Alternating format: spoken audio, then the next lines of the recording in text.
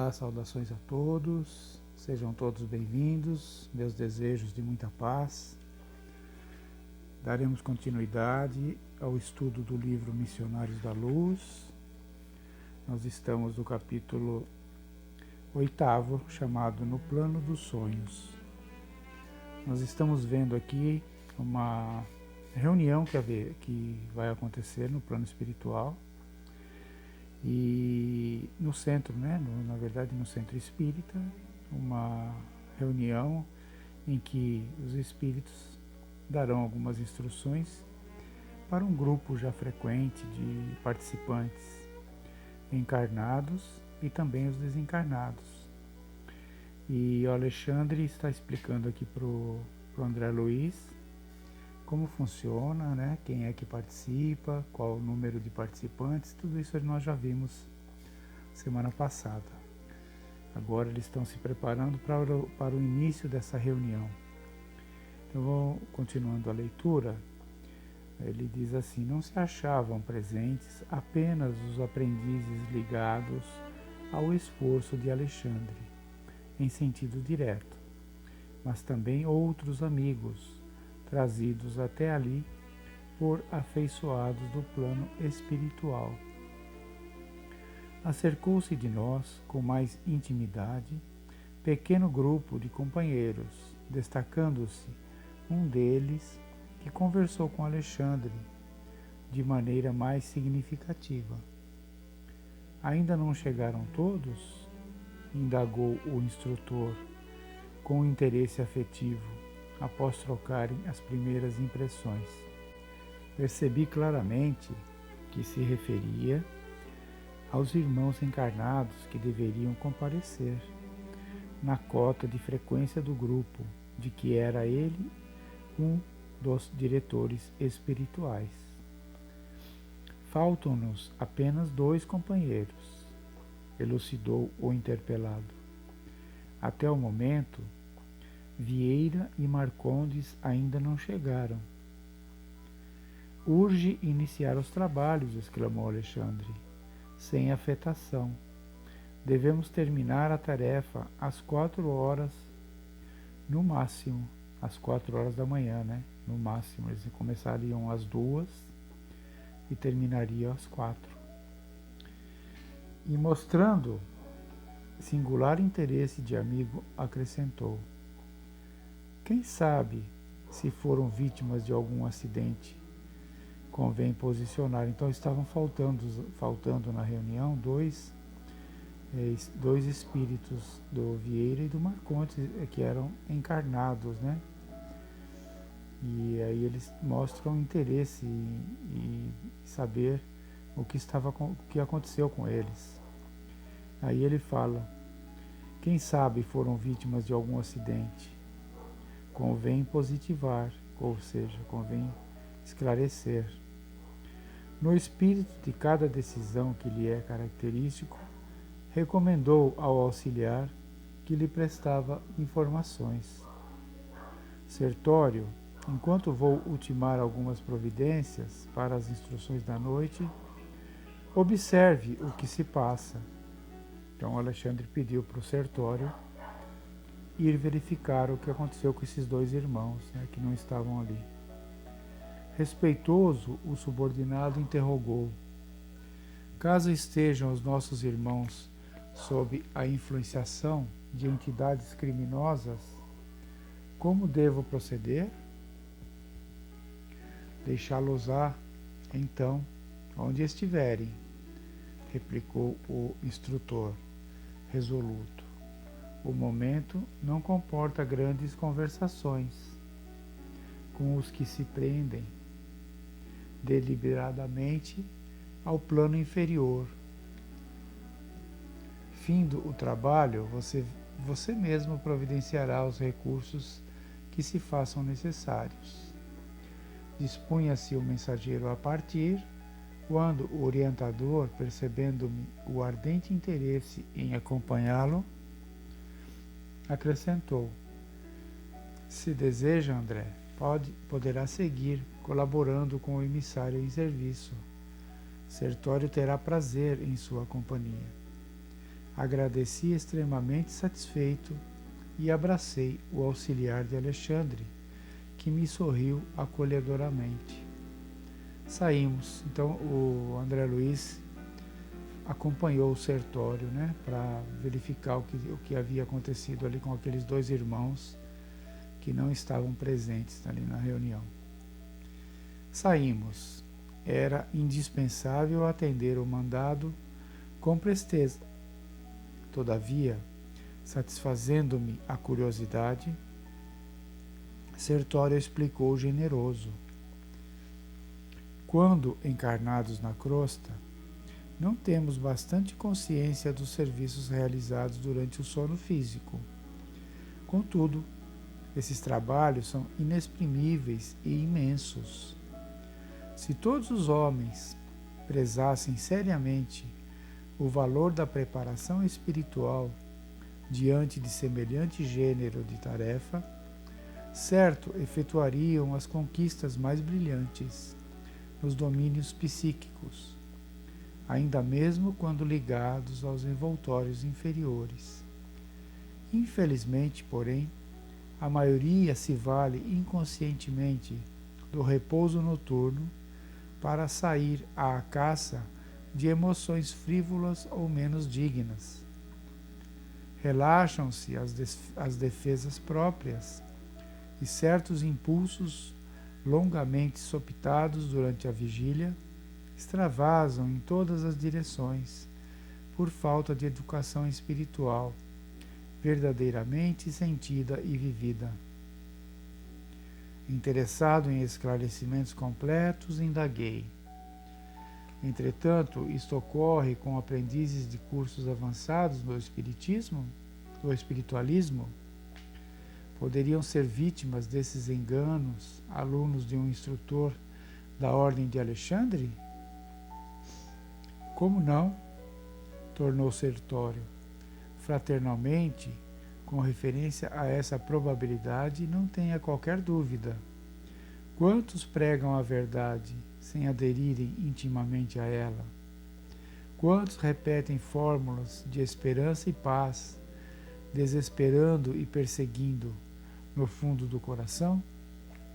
Há sempre muitos chamados em todos os setores de construção e aprimoramento do mundo. Os escolhidos, contudo, são sempre poucos. Completando o pensamento, como a escoimá-lo de qualquer falsa noção de particularismos na obra divina, Sertório acrescentou: e precisamos reajustar nossas definições sobre os escolhidos. Os companheiros assim classificados não são especialmente favorecidos pela graça divina, que é sempre a mesma fonte de bênçãos para todos. Sabemos que a escolha, em qualquer trabalho construtivo, não exclui a qualidade, e se o homem não oferece qualidade superior para o serviço divino, em hipótese alguma deve esperar a distinção da escolha. Infere-se, pois, que Deus chama todos os filhos à cooperação em sua obra justa, mas somente os devotados, persistentes, operosos e fiéis constroem qualidades eternas que os tornam dignos de grandes tarefas. E reconhecendo-se que as qualidades são frutos de construções nossas, nunca poderemos esquecer que a escolha divina começará pelo esforço de cada um. E aqui eles estão dizendo, né, que com a surpresa de André Luiz, com a falta desses dois companheiros ali na reunião, e essa conversa deles mostra que André Luiz está surpreso até, né? Como ele pergunta, como que dois membros de um grupo de estudo ali do Alexandre, dois espíritos, né, apesar de encarnados, como que eles poderiam se deixar levar por outros interesses, né, durante o sono físico? Eles não teriam já condições de de estarem melhores ali, né, nas escolhas deles durante o sono. Aí é o que o Sertório explica, né, que todos nós estamos sujeitos a isso, ainda temos dificuldades. Os escolhidos, entre aspas, também têm as suas dificuldades grandes ainda, a ligação com a matéria, as dúvidas, as preferências ainda inferiores, e estamos todos num processo de modificação. E essas escolhas, né, em que fazemos entre uma coisa, entre um ambiente ou outro, entre um convite ou outro, uma responsabilidade diferente da outra, tudo isso faz parte desse aprendizado que nós estamos sujeitos na encarnação. E aí ele continua, olha, é a residência, aí eles falam, né, é a residência de Vieira, vejamos o que se passa. Então eles chegaram ao primeiro espírito, né, ao Vieira, chegaram à residência do Vieira para ver o que estava acontecendo com ele, porque ele não tinha ido na reunião. Então ele fala, é a residência de Vieira, vejamos o que se passa. Acompanhei-o em silêncio. Em poucos instantes, encontrávamos-nos dentro do quarto confortável, onde dormia um homem idoso, fazendo ruído singular. Via-se-lhe perfeitamente o corpo perispirítico, unido à forma física, embora parcialmente desligados entre si. Ao seu lado permanecia uma entidade singular, trajando vestes absolutamente negras. Notei que o companheiro adormecido permanecia sob impressões de doloroso pavor. Gritos agudos escapavam-lhe da garganta. Sufocava-se angustiadamente, enquanto a entidade escura fazia gestos que eu não conseguia compreender.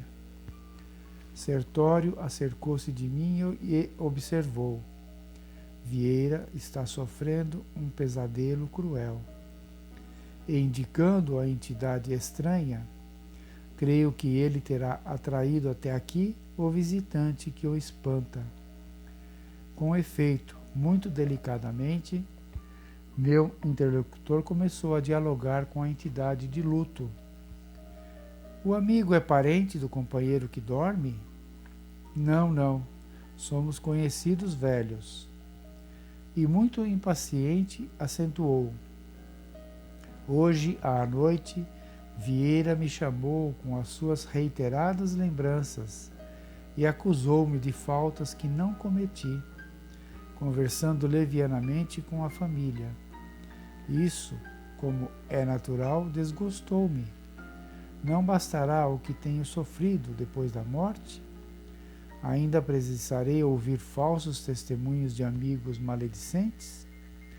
Não poderia esperar dele semelhante procedimento, em virtude das relações afetivas que nos uniam às famílias desde alguns anos.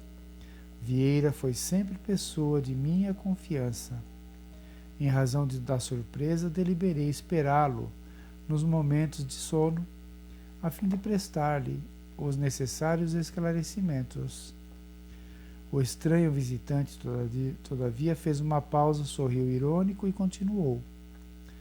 Entretanto, desde o momento em que me pus a explicar-lhe a situação do passado, informando-o quanto aos verdadeiros móveis de minhas iniciativas e resoluções na vida carnal, para que não prossiga